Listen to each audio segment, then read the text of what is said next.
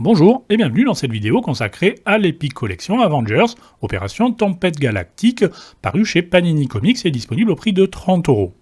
A noter toutefois, en ce qui concerne le prix, que le prochain Epic à sortir, c'est-à-dire Avengers Kang War, qui est d'ailleurs pour le moment le seul Epic annoncé pour 2023, est passé à 34€ sur des tout petits sites obscurs, du genre Amazon et la Fnac, et même si je m'y attendais un petit peu, ça me paraît malgré tout très rapide comme augmentation.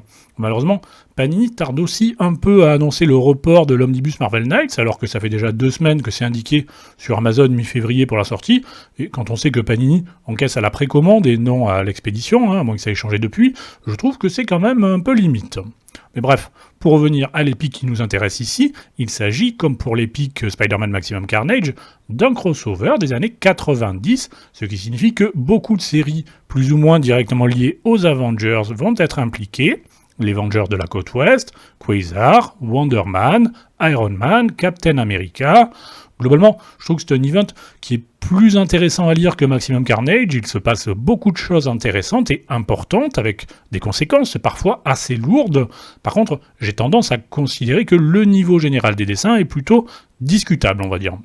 Le point de départ de l'histoire, pour rester le plus spoiler-free possible, c'est que les Avengers vont se retrouver impliqués dans une guerre totale entre les deux superpuissances que sont l'Empire Shi'ar et l'Empire Kree. Et comme le titre de l'ouvrage le laisse supposer, cet event s'inscrit complètement dans l'ère du temps de l'époque, et notamment de la guerre américaine en Irak et de l'opération Tempête du désert. Ce n'est pas un simple gimmick commercial, on va retrouver dans ces épisodes pas mal de pages cherchant à élever un peu le niveau et à aborder des thématiques morales et politiques pour le moins intéressantes. Ces pages sont d'ailleurs plutôt bien écrites, même si l'on n'est pas forcément obligé de partager tous les présupposés et toutes les conclusions des auteurs. Par contre, il y a un truc que je trouve assez hallucinant dans ce comics, c'est que d'un côté, vous avez des textes pleins d'humanisme sur la responsabilité individuelle et collective en temps de conflit armé, sur le fait de savoir si la fin justifie toujours les moyens, etc. Ce qui est bien, attention. Et de l'autre, vous allez vous retrouver avec des dialogues qui sont parfois d'une misogynie assez malaisante, et même pour l'époque, je trouve que c'est chaud. Et c'est un travers qui est encore accentué par une traduction, fort peu élégante. Et j'avoue que le contraste entre les hautes ambitions morales du comics d'un côté et des dialogues 90s complètement what the fuck de l'autre, c'est assez spécial quand même.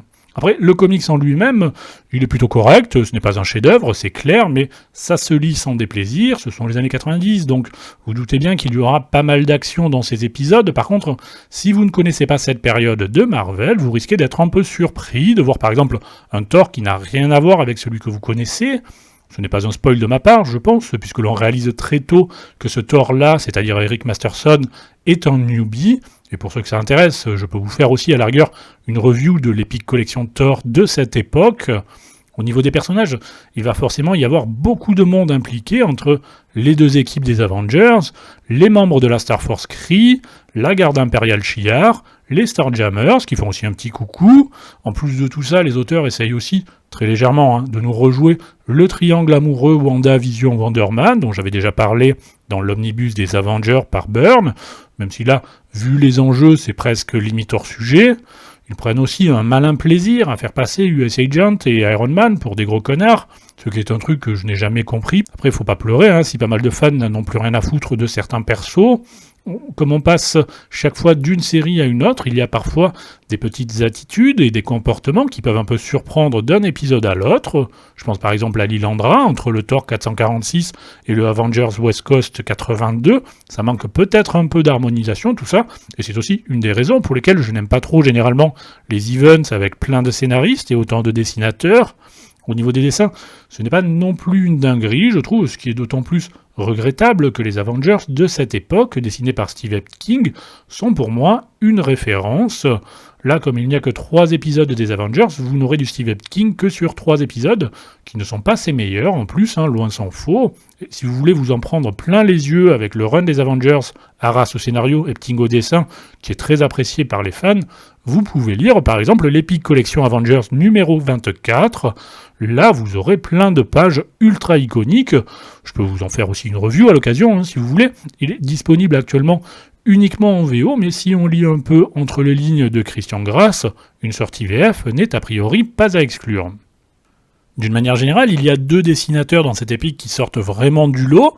À côté d'eux, vous avez des dessins qui sont moyens, voire parfois assez chelous, notamment sur Quasar, où les dessinateurs Greg Capullo et Rurik Tyler se sont manifestement donné le mot pour lui faire une tête. Bon ben voilà, hein, entre le menton et les cheveux, c'est compliqué quand même. Hein. Après, il y a peut-être des gens qui aiment, hein, c'est pas un souci. Mais pareil avec Wonder Man, certaines choses ne sont pas inintéressantes graphiquement, mais ce n'est pas toujours ultra réussi.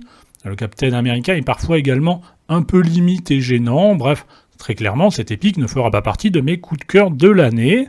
Je suppose que Panini a choisi de commencer les Avengers avec ce volume, surtout parce que cet event n'a pas été publié à l'époque par Semic, donc ça garantit, j'imagine, un minimum de ventes, et on voit bien d'ailleurs qu'il y a une certaine attente de la part des fans concernant cette sortie, et ça permettra aux uns et aux autres de satisfaire leur curiosité à moindre coût, ce qui est plutôt une bonne chose.